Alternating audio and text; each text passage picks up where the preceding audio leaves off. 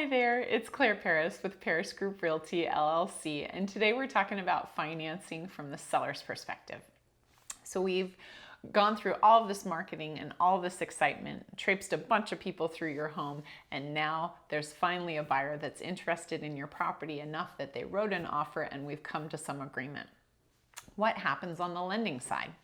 So I'm going to be in contact with the lender, just checking in with them, asking where they're at in their process, and checking in on when the appraisal is scheduled for, whether they've gotten all the information they need from the buyer, if there's anything that they need from us. Sometimes that might be documentation, it might be work on the property. Sometimes if it's an FHA loan or a VA loan, we might have to fix the stairwell or fix the roof, something like that, but not typically. Typically what happens is we just continue to provide them with documentation, and the buyers do too, and then eventually we get to go to the closing table and sign the documents to sell your home. We can pretty much schedule that at any point that you want because most of the documents you're signing are not time sensitive. But as always, we'll get through this together.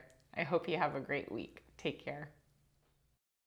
If you like this video, click the like button below, and of course subscribe to our channel so you get all the new weekly content.